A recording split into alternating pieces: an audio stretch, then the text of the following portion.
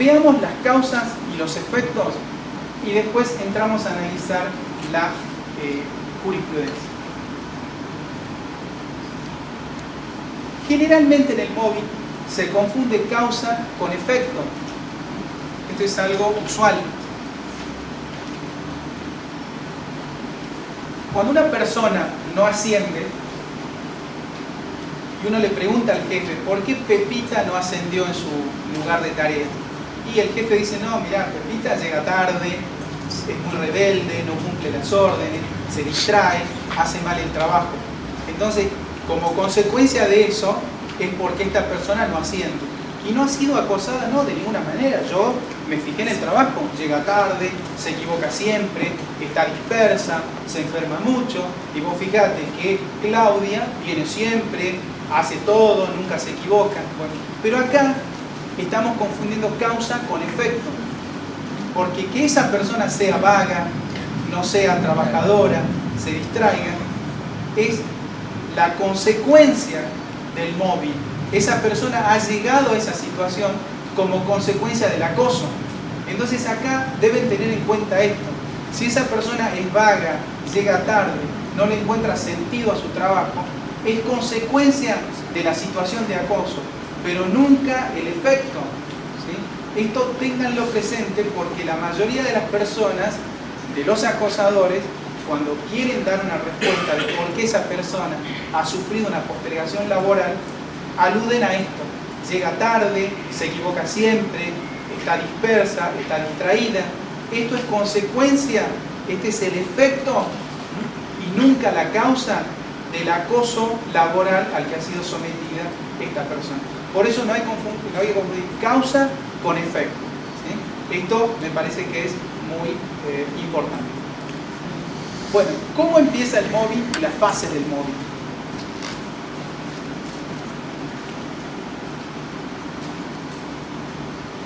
El móvil tiene, según, vamos a ver los autores, porque acá también la doctrina se divide. El móvil tiene, según la doctrina escandinava, la fase inicial o fase de acoso.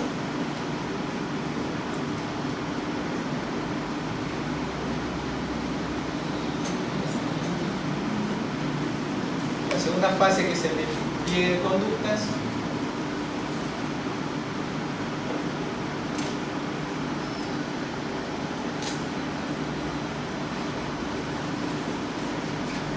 ¿cómo empieza el móvil? Según la doctrina escandinava, el móvil empieza cuando a una persona el jefe le empieza a descalificar. ¿Por qué llegaste tarde? Mirá que te equivocas siempre.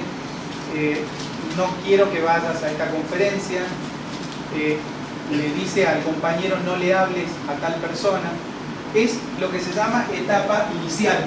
Pero esto viene de la doctrina escandinava, porque la doctrina española le agrega una fase inicial, que es la fase de seducción.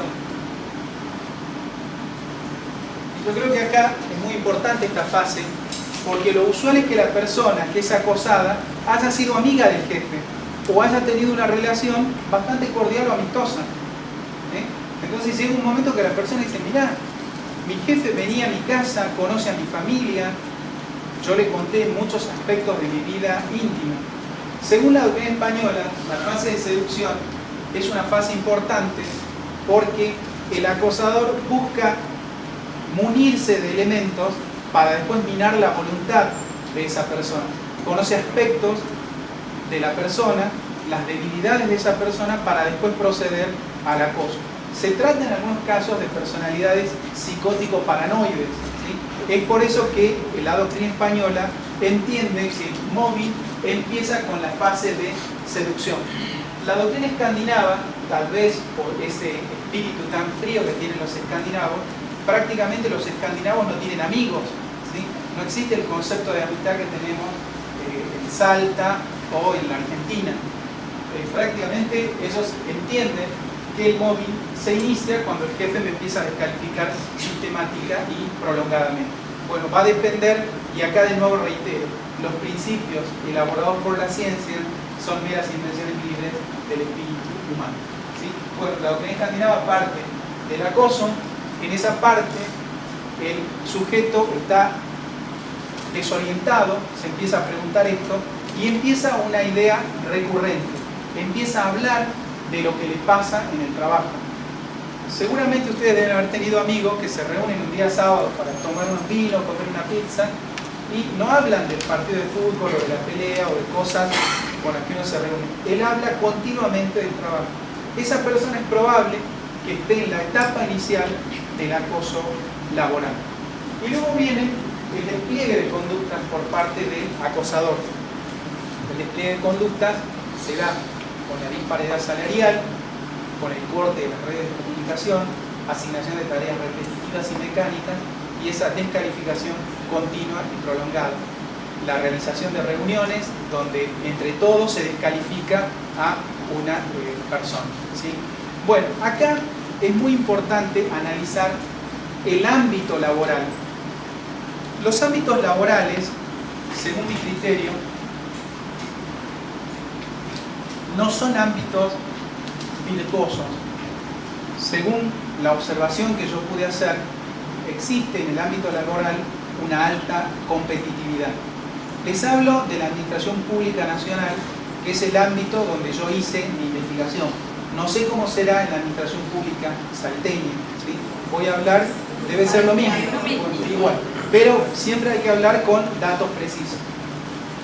En el ámbito de la Administración Pública Nacional hay una guerra sigilosa y secreta, de todos contra todos, ¿sí? Hay una lucha, no con armas de fuego, pero tan despiadada o tan devastadora por la delación, la intriga, el engaño, la asignación de apodos, que pueden ser tan o más devastadores que un arma de fuego, ¿sí? Yo les voy a contar una anécdota que viene el año 93, no voy a dar el nombre porque sería lesionar aún más a esta persona, pero fíjense ustedes el ámbito devastador para la dignidad humana. Yo conocí a una persona en la Dirección General de Rentas, yo trabajaba en la Municipalidad de la Ciudad de Buenos Aires en el año 93, y esa persona, la mujer lo engañaba, trabajaban en el mismo lugar y, como suele ocurrir, el engañado no sabía de él. Bueno, entonces todo el mundo empezaba el cotilleo, mirá que la mujer lo engaña, que esto, que lo otro, ¿sí? Bueno, con la asignación de apodos obviamente para la mujer. Esta persona, que era una persona muy justa, muy buena persona, era acosada en su ámbito de tarea. Y un día esa persona, para su desgracia, sufre un accidente y pierde un ojo y queda tuerto, y cuando se recupera lo primero que hizo fue ponerse un ojo de vidrio, ¿sí? Para poder más o menos mejorar su aspecto estético. Cuando vuelve a trabajar, al minuto, calculo yo, a los 10 minutos, pero ese mismo día que volvió, el apodo era ciervo embalsamado, porque el ojo era de vidrio pero los cuernos de verdad, ¿sí?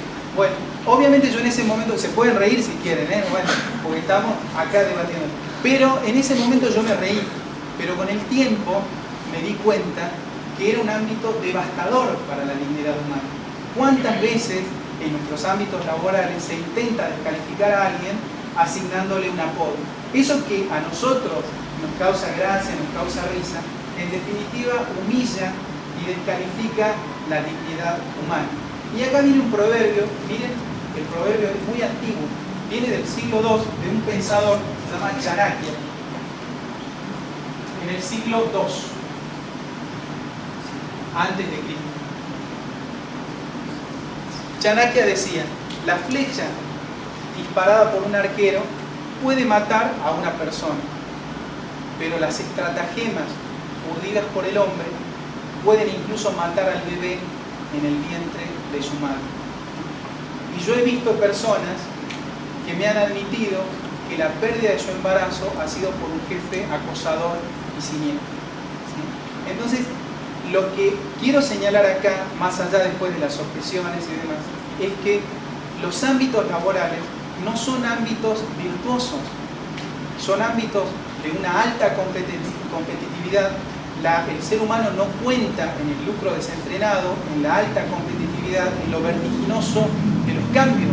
Yo he visto personas mayores de 60 años que en los lugares de tareas no se le asignaban tareas porque no manejaban una computadora y que tenían miedo de manejar una computadora. Yo a una le dije, mirá, manejar un proceso lo puede manejar un mono. Y dice, bueno, a mí me estarán considerando un mono porque ni siquiera eso me ayudan a poder manejar, ¿sí?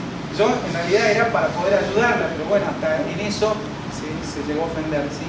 Pero tengan en cuenta esto, tenemos ámbitos de alta competitividad, de lucro desenfrenado y de despiadado en algunos puntos por el querer acceder a un cargo, y existe esa lucha sigilosa y secreta. Este es un punto para analizar entonces del mobbing. Ahora vamos a ver cómo lo podemos mejorar. Bueno, este es el despliegue de la conducta y finalmente la persona se enferma. ¿Cuáles son los síntomas de una persona que sufre el acoso moral? El primer síntoma, uno de los síntomas más característicos, es el insomnio, sudoración, diarrea, temblor sistemático. Hay una serie de datos que permiten que esa persona visorar que está en esa situación. Y un dato esencial es ideaciones recurrentes de suicidio.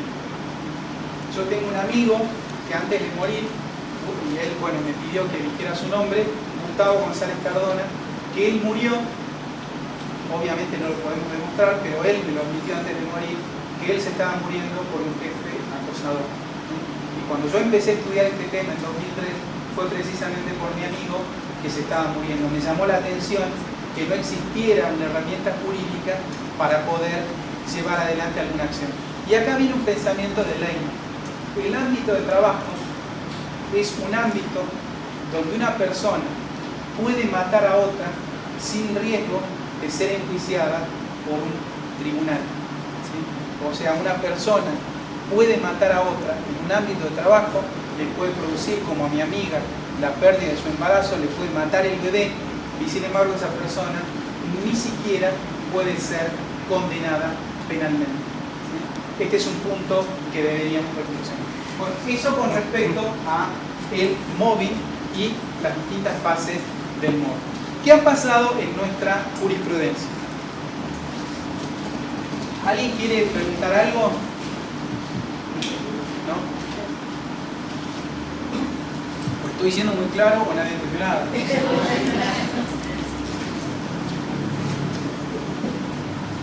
rato dijiste que no tendría que haber causal entre esta cosa, sí, pero a veces se lanzan cosas, no pasa nada y de pronto así fabrica causales, fabrica, pone para quitar, para acosar, para degradar. Sí, usted nos puede comentar de nuevo. A ver. Hace rato decías de que no tenía que haber causal dentro de lo que sería el mobbing, ¿sí? Porque no habría causa, simplemente el acoso, la persecución. No. Ahora, perdón. Gracias. Tal vez no fui muy claro. Lo que ustedes no tienen que confundir es cuando la persona acosada llega a ser una persona que se dice, mirá, es vaga, llega tarde, se equivoca siempre, no sabe hacer las cosas. Eso en realidad no es la causa del mobbing, sino el efecto del mobbing, ¿sí? O sea, esa persona llega a ser así como consecuencia del acoso. Eso es lo que yo les quiero, que no confundan causa con efecto. Las causas del mobbing están en ambientes inadecuados, con jefes sin pericia técnica, con una alta competitividad, con sistemas poco virtuosos, con temores, con celos, con jefes psicóticos o paranoicos que generan eso. Pero hay causas en el mobbing. Lo que yo les quiero señalar es que no deben confundir cuando esa persona llega a ese estado, que eso sea la causa por la que no asciende, porque esa persona, el efecto del mobbing le generó eso, ¿sí? Eso es lo que quería señalar, ¿sí? Pasó un ratito antes. Claro, pasó un ratito antes de esa parte. Esa parte sí la entendí bien.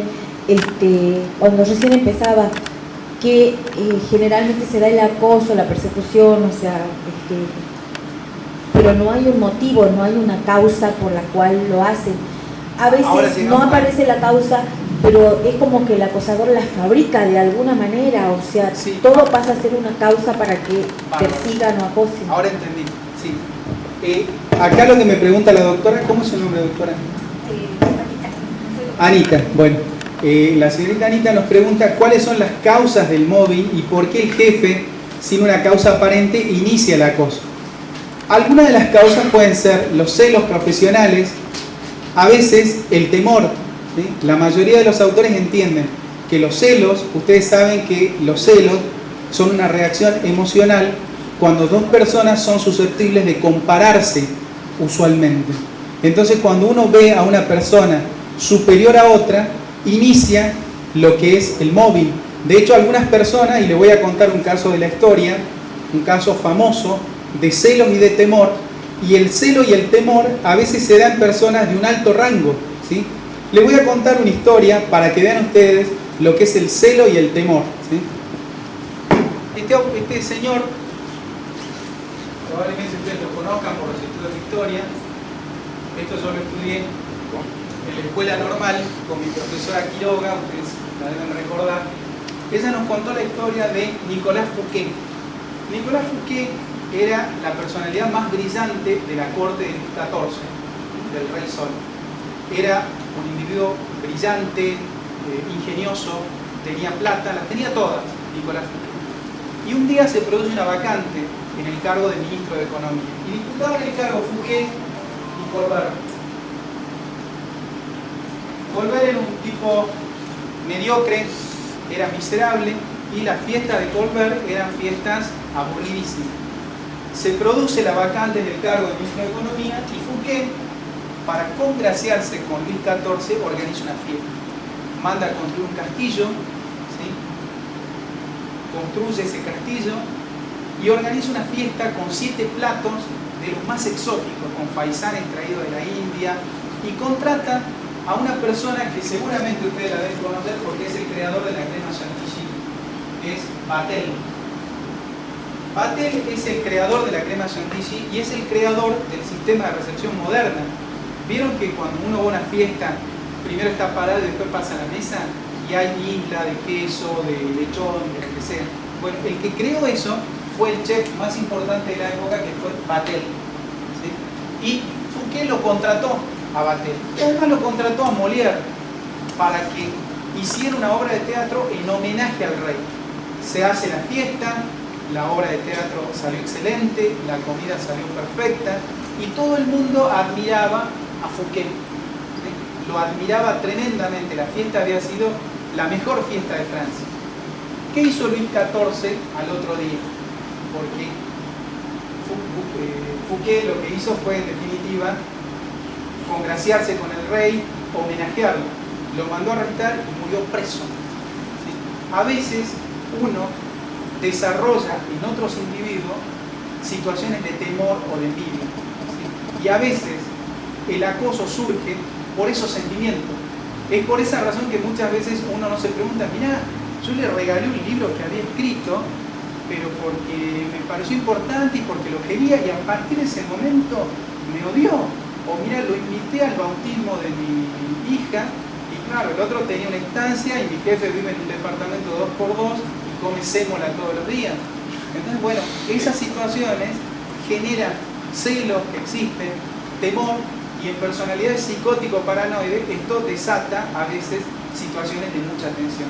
Quizá esa sea la explicación por la que a veces nosotros no logramos entender por qué el acosador no tiene una causa aparente, pero las causas se pueden buscar en los celos y el temor, como le pasó a Nicolas Fouquet. Entonces, según mi profesor de teoría del Estado, decía que la primera regla para acceder al poder es no hacerle sombra a tu amo. Mirá lo que le pasó a Nicolas Fouquet, ¿sí? Bueno, eso para que ustedes vean las causas del mobbing. Ahora veamos la doctrina y la jurisprudencia. En nuestro país, como yo les decía, el primer caso, y acá entramos en la inquietud de mi amigo Jorge Soler.